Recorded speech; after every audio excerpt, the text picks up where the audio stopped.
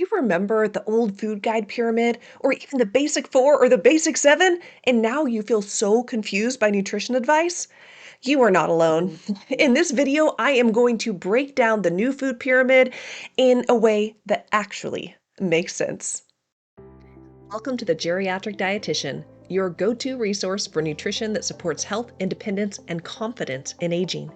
I'm your host, Katie Dodd, registered dietitian and geriatric nutrition expert. Let's dive in. Hello, my name is Katie, and I am the dietitian behind the Geriatric Dietitian. And I thought for today's video, I'd do something a little bit different. I thought that I would share with you guys my website and actually share where the content I'm sharing in these videos are coming from because I am a blogger. There is so much content on my website, The Geriatric Dietitian, and when I'm making these videos, I'm simply pulling from content that's already written. So I thought I would share with you guys as we have a conversation. So if you go to thegeriatricdietitian.com, click on blog, what we're talking about today is actually the very first blog article, and it is the new food pyramid and the 2025-2030 dietary guidelines, what older adults need to know. Now, at the beginning of January 2026, the official dietary guidelines were released. Depending on how you see and gather news, we definitely are seeing more information coming out about the dietary guidelines and this new graphic called the food pyramid. So I want to really focus on kind of some of the new things that have changed, but then what you need to know as an older adult or a caregiver of an older adult on how to eat healthy, stay healthy, and really just the basics that you need to know. So the dietary guidelines are actually released every 5 years. The 2025-2030 guidelines are the ones that just released in 2026, but this happens every 5 years like clockwork. As dietitians, we are very used to it because we're the ones who are like, ooh, the new guidelines, where I think most people, they don't think twice about it. But this year was a little bit different because in addition to the dietary guidelines, they did release a new food model graphic, which that doesn't happen very often. And I will talk to you guys a little bit about that. But let me tell you about what the dietary guidelines say. These dietary guidelines are released by the USDA, the US Department of Agriculture, and really they're updated because we know that science changes. Sometimes that could be annoying. Are eggs good? Are they not good? Should I eat butter? Should I not eat butter? But science changes, and that's why we are updating these guidelines every 5 years. So the 2025-2030 dietary guidelines, the new ones, are really emphasizing whole, minimally processed foods. They're emphasizing getting good protein at every meal, balancing carbs, fats, and protein, limiting ultra-processed foods and added sugars, and really focused on supporting long-term health versus short-term dieting. And I will say even though I think the media can make it feel like there's lots of big differences, overall, this is the message that we as dietitians, as healthcare professionals, really emphasize and promote healthy foods. More good, healthy stuff, eating foods you love, and instead of focusing on good foods or bad foods, focusing on your overall eating pattern. Now, these dietary guidelines do include some core messages that I do highlight in the blog. Eat the right amount for you, recognizing that everyone's different, right? And for me, I added a plug there on why it's so important to meet with a registered dietitian because these are the nutrition experts who can help you figure out what is the best eating pattern for you. Now, they do talk about prioritizing protein foods every meal, and this is where there was a little bit of a change. They do have in the guidelines that the recommended amount of protein is 1.2 to 1.6 grams of protein per kilogram body weight. Now, I know for most of you, you're like, I don't know my weight in kilograms. You can do the math, but bottom line is that this is a shift from previous guidelines that say 0.8 grams of protein per kilogram body weight. Now, that guideline, the 0.8 grams of protein, was for the general adult. I actually have articles on my blog, The Geriatric Dietitian, and research clearly says that older adults should be having more protein anyways. There's some really good research that suggests 1 to 1.2 grams of protein per kilogram body weight is ideal for older adults. So really, the guidelines are saying more protein than what we've historically seen, but older adults, we've always kind of recommended more protein anyways. And I do want to give a plug with protein. This kind of pulls into the first core message, eat the right amount for you, but also eat the right way for you and your medical conditions. Some individuals, for example, some who have kidney disease might actually need less protein. But this is kind of overall. They do talk about consuming dairy, which is really important for older adults for bone health, making sure we get good calcium, good vitamin D. Now, they don't entirely address this in the dietary guidelines, but I just want to recognize that some people don't drink milk. Maybe you just don't like it. Maybe you're lactose intolerant. Maybe you're allergic to milk. Maybe you're a vegetarian or vegan and eating milk just isn't part of your eating pattern. I just want to say to you, no worries. There are plenty of ways to get the key nutrients that we often get from dairy. Think the calcium, the vitamin D from other plant-based foods. Now, on my blog article, I do have highlighted a link to information on like where to find those foods. Now, I myself, I don't drink a lot of milk. My mom's doctor told her when I was a baby that milk is for baby cows. So when she was done breastfeeding me, I never got milk. Now, I did have other dairy products like yogurt, cheese, and all of that, but I eventually became lactose intolerant.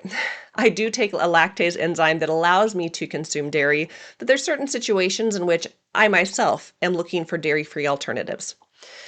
Now, another core message is eating fruits and vegetables throughout the day. This one's always been the core of nutrition.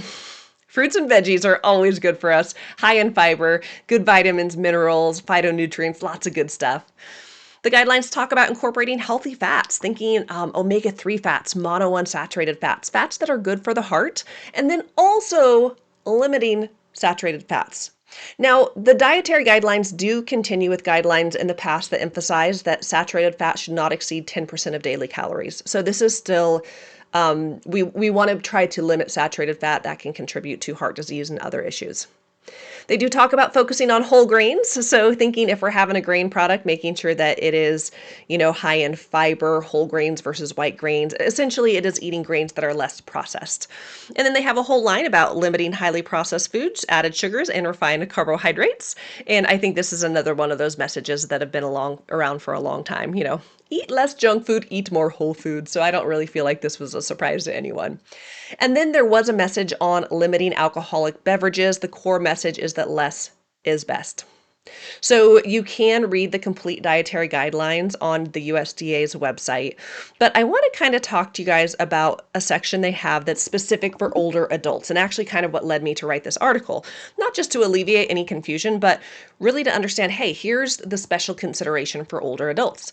So in the dietary guidelines, they do have some special considerations like for children, for women who are pregnant, for older adults. So they do have some special considerations that might be outside of the general, person they're focused on.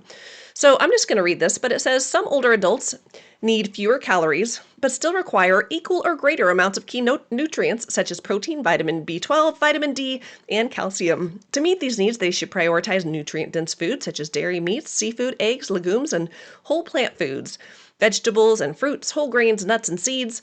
When dietary intake or absorption is insufficient, fortified foods or supplements may be needed under medical supervision.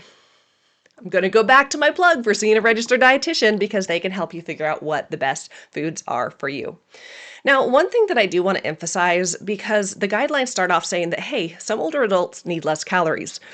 But I also want to recognize, because this is really one of the focuses that I have on my blog and my YouTube for the Geriatric Dietitian, is that recognizing that while older adults often need fewer calories, it's important to note that many older adults struggle with getting enough calories anyways. They struggle with experiencing poor appetite, unintended weight loss, losing muscle mass, becoming malnourished. So I do think that getting enough calories is really important for older adults. But also I am all about making sure that we get the most bang for our buck to get good nutrition in the foods that are being eaten. So I do love that the guidelines emphasize protein, vitamin B12, vitamin D, and calcium for older adults because these are such important nutrients as we age. Protein, along with resistance exercise, this is not included in the guidelines, but protein along with resistance exercise, so think like weight training, lifting weights, resistance bands, things that help to build muscle. This is important in aging because of something called sarcopenia. This is that loss of muscle mass that we experience with age. So protein, along with resistance exercise, helps to prevent muscle loss with aging and promote muscle gain. So I'm glad that there's an emphasis on protein. Vitamin B12 is important because as we age, our bodies absorb less. I won't get into the technicalities of the why, but it is recommended for older adults that often fortified foods and supplements of B12 are beneficial. And finally, calcium and vitamin D, I mentioned this before, really great for bone health. Additionally, the guidelines do highlight fiber, which is important for digestive and heart health. So let's talk about that food guide pyramid, okay? I feel like this has been all over the news.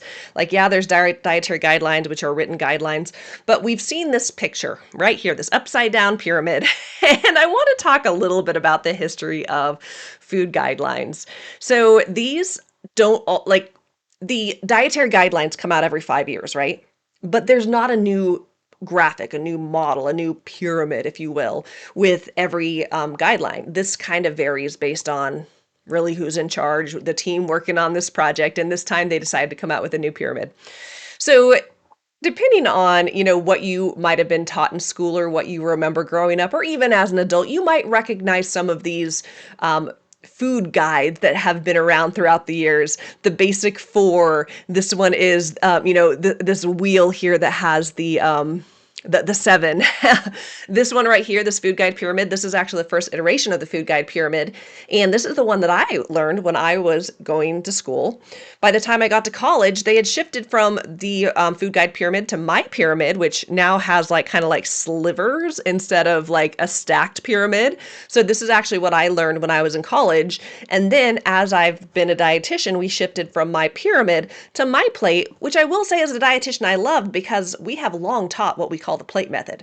And this food model was very easy to show people, like, hey, make half of your plate fruits and vegetables, a quarter protein, a quarter whole grains. So that was a really great teaching model. So we are actually shifting from my plate to now this pyramid that is upside down. It emphasizes protein, dairy, healthy fats, fruits and vegetables, and whole grains, and just really highlights lots of different foods. So again, going back to the history, the new pyramid, while it is a new pyramid, we haven't been using a pyramid for a while, okay? We haven't been using a pyramid since 2011. We've been using a plate, the My Plate. And looking way back, there have been food guide pyramids, like the Basic 7 came out in the 1940s, the Basic 4 in the 1950s. The first food pyramid was introduced in 1992. So there's some history to this, but really, in the scheme of things, I think the food model is only so important.